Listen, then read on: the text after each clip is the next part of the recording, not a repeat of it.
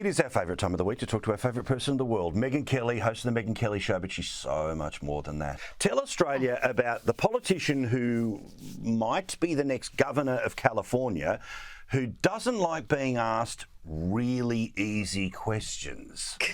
She's so wonderful. She's a gift. Honestly, sometimes you got to love the Democrats because they put themselves into a beautiful Christmas box with all the lovely wrapping, and they put a nice bow on it, and they deliver themselves to us right on the front doorsteps. This woman is spectacular. I pray, please, God, let her win. Please, let us have her for another 4 years. She's not my problem. She's going to be the California's problem, but that's, we'll cross that bridge. Her name is Katie Porter. She's a nightmare. She's everything you picture when you picture a leftist.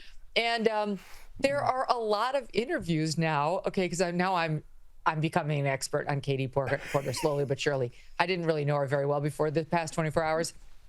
But there's a lot of interviews where she gets very snappy. She's got an anger management problem, Paul, which makes her really interesting. So she sits down with this journalist from CBS News in California who's doing one of those, pieces where you got 10 candidates and you ask them all the same 5 questions, and then you splice and dice it and you present it to the audience, giving them the chance to say like, oh, I like that guy's answer on that one, or I liked her answer on the other one. This is not like new journalism. This is a tried and tested form of trying to differentiate candidates. They're in the midst of the Democrat primary, and she gets to Katie Porter, who is the leader. She looks like she's going to win. She's far ahead in the polls. And she's a far left progressive. I mean, of course, California, right on brand. But you just said you don't need those Trump voters. Well, you asked me if I needed them to win. So you don't think I feel like this is unnecessarily argumentative. What is your question? I don't want to keep doing this. I'm going to call it. Okay. Thank you. You're not going to do the interview with us? Nope, not like this. I'm not. Not with 7 follow-ups to every single question you ask. Every other candidate has answered. I don't care. I am an investigative I have never reporter. had to do this before, ever.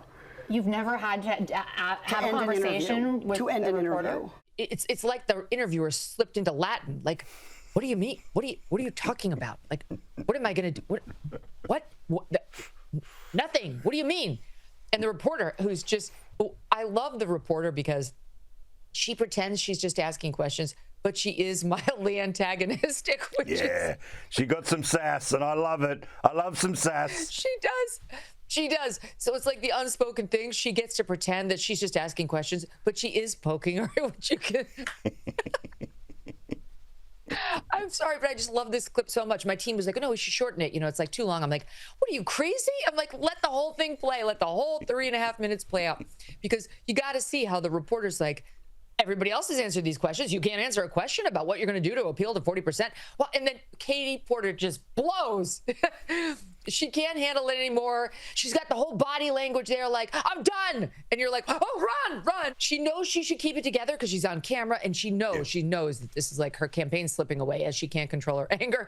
And then the little needler just keeps being like, totally like, you're not going to answer the question. Everybody else has answered. Everybody else. Everyone's answered them but you. You can't answer questions. She's like, this has never happened before. She's like, you've never been asked questions before.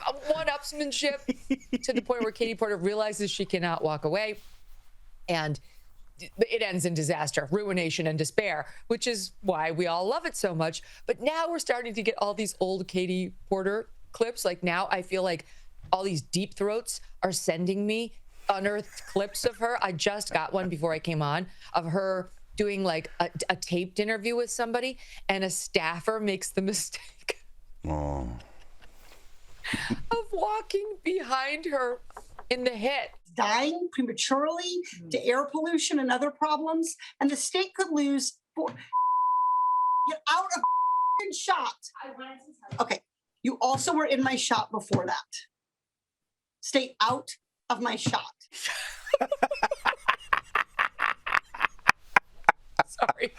Get out of my shot. What I find incredible as well is that, look, I mean, if there's anything serious about this, in the confrontation there, this politician is like, well, I came here for a good experience. And it's like, aha, Aha! They think built into the model, because it's built into the model, that if they are of the good team, then they will be given the appearance of an interview, as opposed to the bad team, where, of course, they pretend it's a prosecution. Welcome to the relationship between most of the media and the team they prefer, being the left. Yes. That was my first thought as I watched this, which was any conservative in the land would be able to handle this with ease. Most conservatives are watching it like, what's the problem? Why is she getting so upset? This is not antagonistic. You know, what's happening? Because that's a day ending in Y for any Republican. Like, of course, the media is going to antagonize you and ask nasty questions that are irritating. Like, if you can't handle that, you definitely cannot run as a Republican. It's Democrat primary season, you see. And that's this weird time of year when journalists start acting like real journalists who ask tough questions even of Dems. And so that's why Katie Porter was confused. She's not used to it. And the reporter actually showed some spine. Now, I don't know this particular gal and whether she's always like this, but something tells me she probably wouldn't have been quite as antagonistic if this were Katie Porter versus a Trump acolyte. I don't know. I could be wrong. But it's true of most of the media. They would have been more aggressive with the Republican. And Katie Porter was utterly baffled and kept repeating, like, I want this to be a pleasant experience. And now finally the reporter's like, I want this to be a pleasant experience. And she's like, you know, I expected this to be nice. I didn't like, she's utterly baffled at the fact that she's not having a pleasant experience. And literally every GOP politician is watching that, just crossing his arms, rolling his eyes and laughing. It's just, how's she going to do when she gets into debates with actual Republicans? You know, I mean, maybe she's just used to spewing her Democratic talking points and having moderators who never push her. But look, whatever has to happen for her to win, that's what has to happen. I'm now in favor of the media backing off this woman. We need to make it as easy as possible, because we really don't have that many characters who will just let it all hang out the way this gal will. And you know, I'm sorry for her staffers and I'm sorry for Californians, but I need this. Yeah. Clear the field. Coronation. That's what we want for the next 4 years. Not for the people of California, but for those of us that are watching on. Hey, what needs to be pleasant for me, Paul? That's who it needs to be pleasant for me. Hey, and whatever crumbs fall off your table, they will feed the rest of us in excitement in observing as well. What about Kamala Harris? Now, I actually read somewhere that people did buy her book, or at least 300,000 people, or at least a lot of donors. But, you know, we're now into the after dark version of the book tour, where we're working blue now. We're dropping the F-bomb. Whoa, she's reminding us how hip she could have been if she was the president. Trump did that on the south lawn of the White House, by the way. Yeah, she is faking it. I mean, that's why it doesn't work. You know, you and I both know nothing wrong with deploying a good swear here and there. Oh, yeah. As Katie Porter agrees. But it has to be authentic to you in order for it to work. You can't have all these Democrats running around like they have been, trying to recruit young men because they know they've lost them, by dropping like strategically placed F-bombs. That does not work. And it certainly doesn't work for Mamala to try to switch up her image into street Kamala, who's like now dropping F-bombs while promoting her book. Owning up to the responsibility that the powerful have to have some level of concern and care, if not just fucking curiosity. I mean, it's one more artifice around this woman. There's not an authentic bone in her body. I guess she realizes she has to give up like the accents because they've become such a punchline. So now she's switching into MFer at every book tour to sound cool and like she's in on the joke and she's one of the cool kids.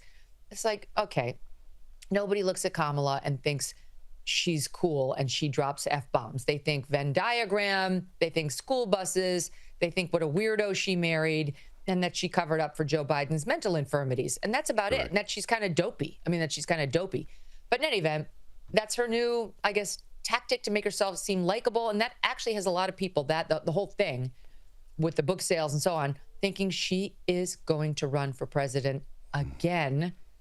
which I also am in favor of. See earlier reasoning. Now, I don't know if I can get 3 in a row in terms of people you want to stick around, right? You know, collectively in the veins to keep us all alive. It's a couple of days old, but I've got to ask, right? As soon as I saw Meghan Markle walking out of the Balenciaga fashion show, and by the way, weren't they the people who made some pretty weird ads a couple of years ago? I mean, you know, just roll totally on. Exploitative of young children.